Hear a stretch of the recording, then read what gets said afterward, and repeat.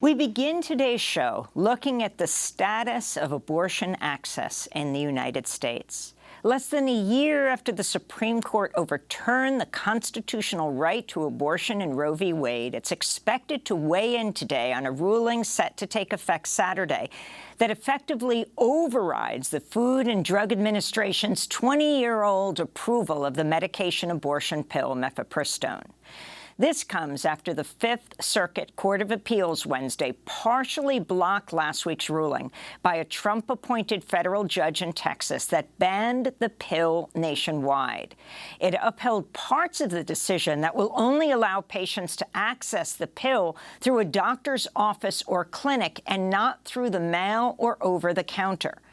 Meanwhile, in Washington State, U.S. District Judge Thomas Rice has rebuffed Wednesday's appeals court ruling, saying the drug is to remain available restriction-free in 17 states and the District of Columbia, following his ruling last Friday ordering the FDA to not roll back access to mifepristone as a result of a lawsuit brought by the attorneys general in those 17 states and D.C.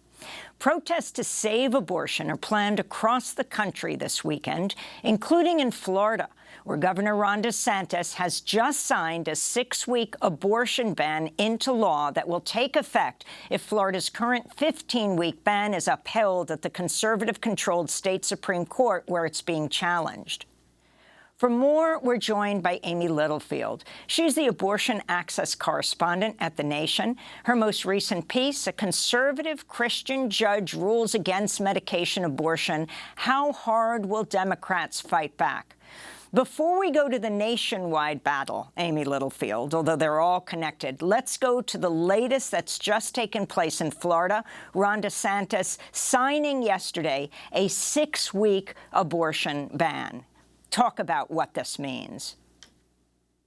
Yes. And first, I just want to say, Amy, happy belated birthday. And I wish that we were here celebrating and not staring down the ghost of Anthony Comstock and the looming possibility of a nationwide abortion ban. But you're right to start with Florida, because that is absolutely essential. If you look at the map of abortion access in this country, Florida is almost an island in the South. In the 6 months after the Supreme Court overturned Roe v. Wade, no state saw a higher rise in abortion patients traveling to the state for care than Florida.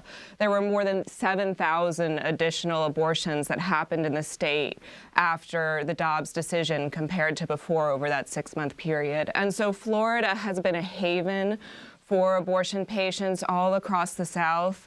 And the fact that they now have this 6-week ban is going to have a ripple effect across the entire nation, because we're going to see people pushed further and further out. We're going to see wait times extending at clinics all across the country in order to meet the need of this surge in patients. And of course, there will be an untold number of people who resign themselves to unwanted pregnancies because of this.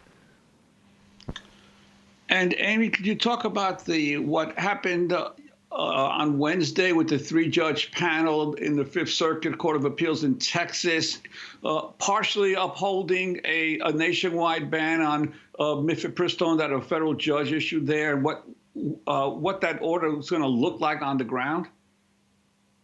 I think that is the big question, Juan, and the reigning sentiment right now among abortion providers, among legal experts, is confusion, because we don't have a script for something like this, for a judge trying to revoke the government agency in charge of reviewing drugs, trying to roll back decades of scientific advancements and approvals. And so as best we can tell, what happened, to recap, a rogue judge in Texas tried to revoke the FDA's 23-year-old approval of mifepristone last Friday. And then in the middle of the night, overnight on Wednesday, 2 Trump appointees, who are among the most conservative judges in our country, looked at that ruling and said, okay, even we think that Judge Matthew Kacsmaryk went too far here. You can't reach back 23 years and revoke the approval of a drug like this. The statute of limitations does not allow that. But what they did do is try to roll back the clock to a time before 2016 when the FDA's regulations required people seeking medication abortion to go to a clinic in person 3 times to take a higher dose of the drug that causes more side effects, that capped the gestational age for medication abortion at 7 weeks instead of 10 weeks, and that required doctors rather than nurse practitioners or physician assistants to prescribe it. So they're trying to reinstate this reality. If the Fifth Circuit gets their way, that's what will happen.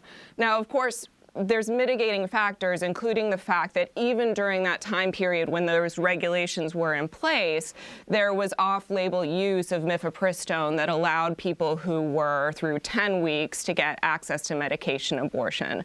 So we don't know how the FDA is going to respond to whatever ruling ends up coming from the Supreme Court. What we do know is right now, nothing has changed because these orders are not in effect. Medication abortion is still available in states where it was legal and unavailable in states where it's illegal, unless you're going to go to PlanCpills.org and look for ways to reach around those legal channels.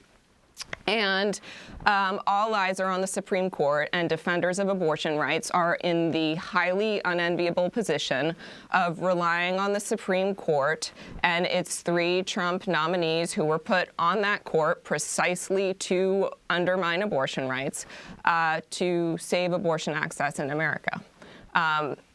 There's another really important piece. Oh, yeah, go ahead. No, go ahead. I'm sorry.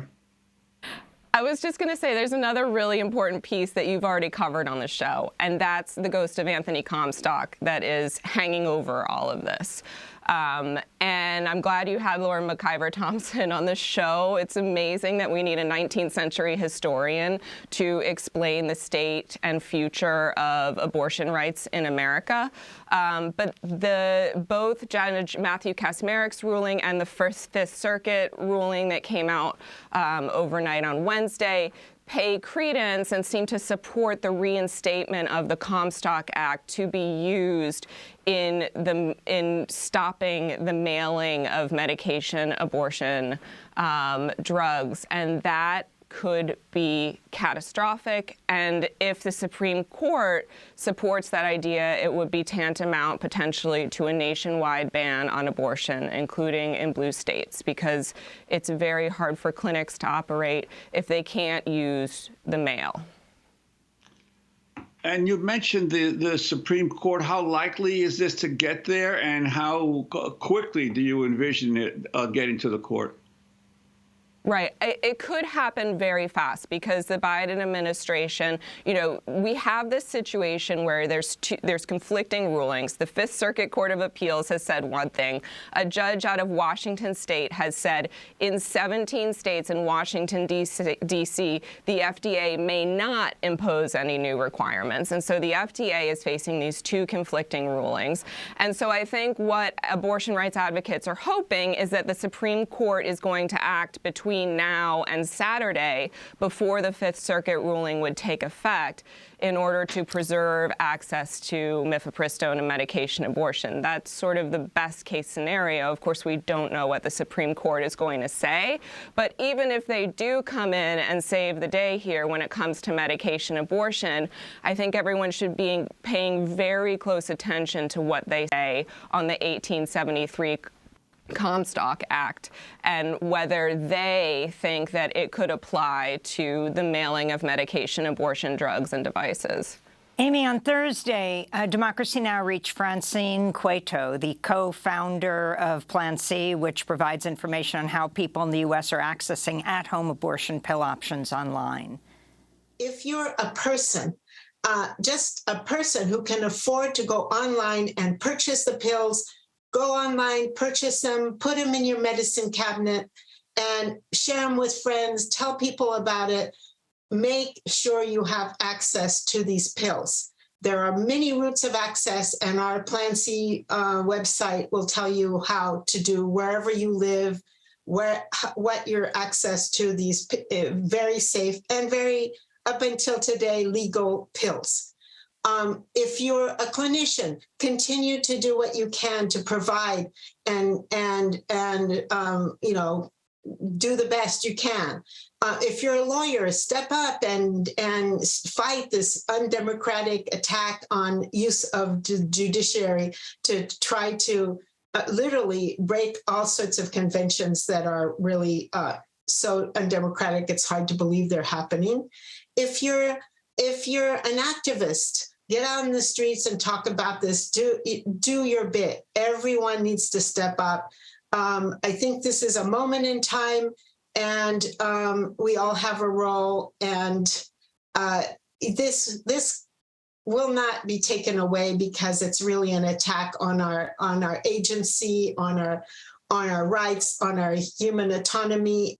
Again, that's Francine Cueto, the co-founder of Plan C, which is a play on Plan B, the morning after pill. But this follows up on a quote of yours in your piece, Amy, from Amy Hagstrom Miller, founder of Whole Women's Health, saying, "I don't think the courts are the only path for justice." That comes from someone who sued the state of Texas 11 times. We can't be too naive to think that the only path for justice here is going to be in the courts. So what are the other options? And we're going to end with that, Amy. We're at a point, right, where about a dozen states have outlawed abortion. Talk about the grassroots movement and what difference that can make in this country.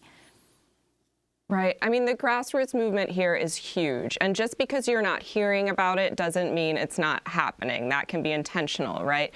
Aid Access has seen a huge surge in people seeking advanced provision, meaning ordering medication abortion kits so that they have them on hand in case they need them or need to give them to a friend. All of the different telemedicine services have seen a surge in interest and questions about getting medication abortion ahead of time. So people are preparing to help each other, to help their neighbors, to be ready. And those grassroots networks are huge. And sometimes they're through the legal channels, like abortion funds that are paying for people's flights, are doing airlifts, are getting people to abortion clinics. And sometimes they're underground and less formalized. And then they have to do with, bringing pills in from groups like Las Libres in Mexico, or ordering them from overseas through channels like PlanCpills.org. And providers like Amy Hagstrom Miller have been out front saying, look, whatever the court is going to do here, we're going to wait to hear from the Biden administration because we take our orders from the FDA. So I've got one final thing here that can happen, which is for Democrats, right? I mean, we've seen Democratic officials at the state level in states like California, Washington State, Massachusetts, New York, stockpiling medication abortion pills. For Democrats in Congress, I've got something you can do today. Introduce legislation to repeal the Comstock Act. Even if it doesn't pass, put every Republican in Congress on record trying to resuscitate the ghost of a man who wanted to ban contraception and boasted of driving his targets to suicide with his anti-obscenity crusades. Bring Anthony Comstock back. Let's have a public airing about his legacy, because Republicans understand they can't ban abortion nationwide unless they're able to resuscitate this law from 1873.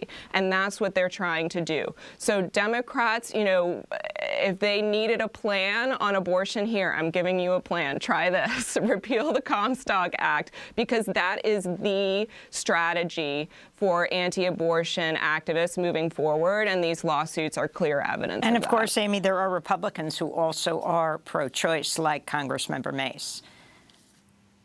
Right, of course, and we need to hear from them, and we need to have a full airing, because abortion rights are popular, right? They're popular across party lines. Referendum after referendum has shown us that. The Wisconsin State Supreme Court election just showed us that, right? And so anti-abortion strategists are trying to go through these back channels using conservative courts that have been stacked with Trump appointees, and the more that we can talk about this in public, the better.